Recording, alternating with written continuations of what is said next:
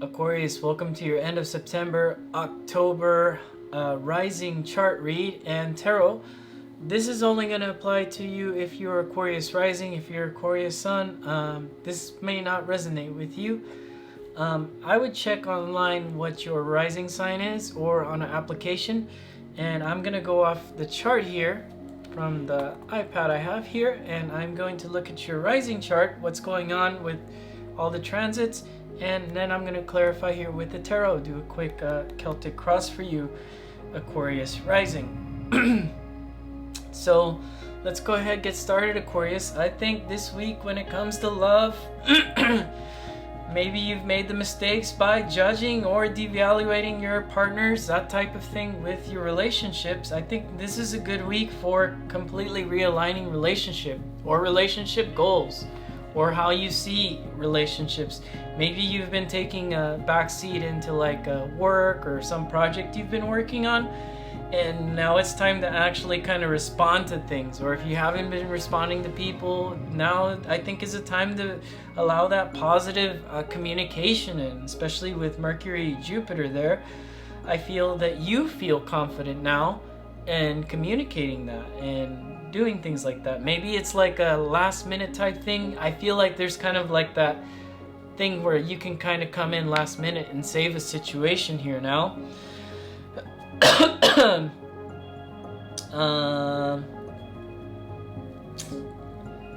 Yeah, I think positive thoughts are going to reinforce themselves in the process and kind of work some wonders in your life there. Venus and Scorpio kind of suffered last week. Saturn was kind of in tension with it. It would certainly kind of suffer again now due to Uranus opposition going on there. So if you don't have any kind of solutions for your problems now, I think it's a little too late. Maybe you weren't doing the work. The Pisces full moon kind of says you're going to have the resources you need at the beginning of the week. Psychologically, physically, I feel like you have those resources to kind of push forward into this week. So let's go ahead and get the tarot here and see what it is we need to know for the Aquarians.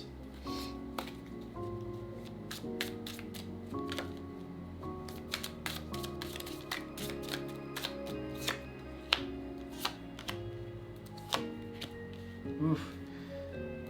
There's definitely a Leo here trying to get your attention.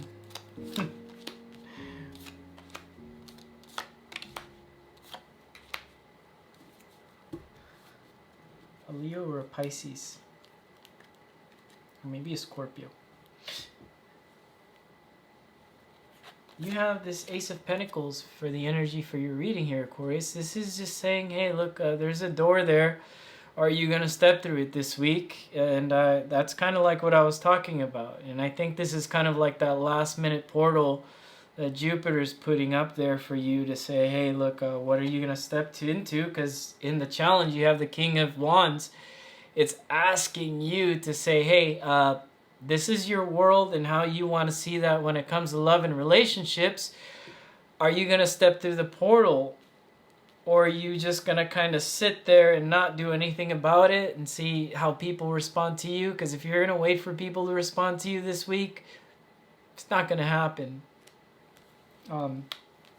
You're supporting the read. You have the Temperance and it's upside down, you know.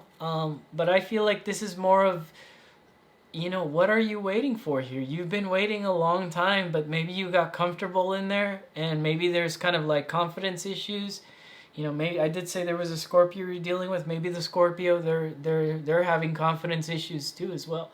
If you're dealing with Scorpios, and then the Eight of Wands here in the past. I mean, maybe you receive communication for people that want to enter your life and be there with you when it comes to like relationships.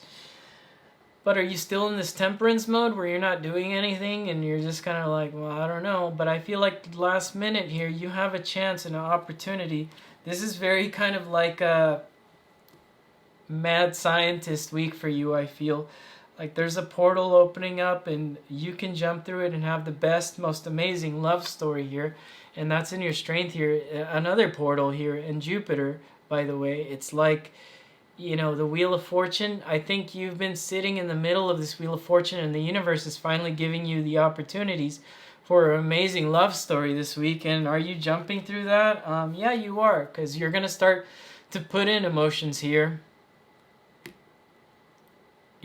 Maybe you haven't been doing it. Maybe you've been in this pretend world that you're hiding things, or you're hiding your future, or maybe you're putting...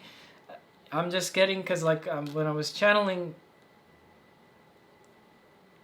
when I picked this card up, there's a sense that maybe there's time being spent with friends, but the friends, they have relationships. There's an Aquarian here that has friends with a relationship, and you don't have a relationship, and you're already frustrated with that. And I think you've had opportunities for that, and it's time to actually go back and not be afraid to go back to situations where you may have had an opportunity in love.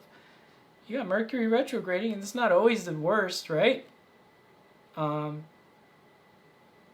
think maybe that's, you know, because people say, oh, don't do this during Mercury retrograde. I think it's okay to do things, because it's okay to make mistakes during Mercury retrograde, because those mistakes you learn for life, and it's kind of like, it's a quick lesson.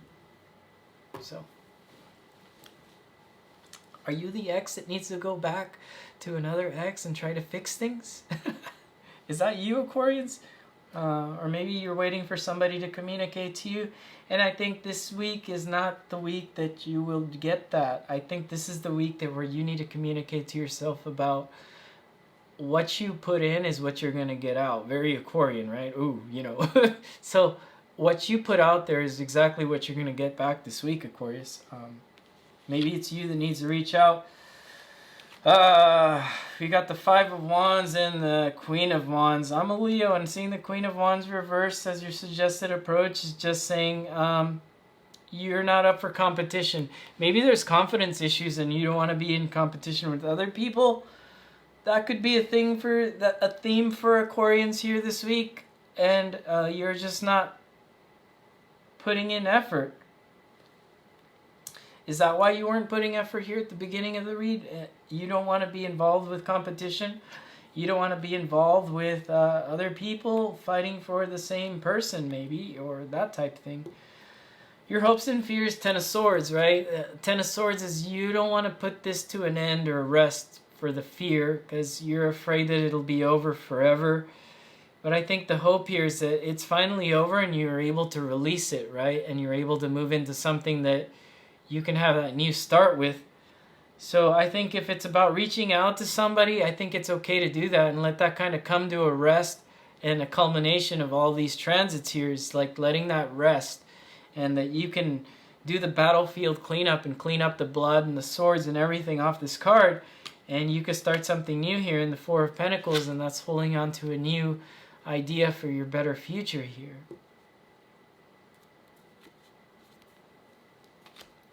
Let's go back to this Wheel of Fortune. I'm being called back to this Wheel of Fortune, and it's right across from this Four of Pentacles.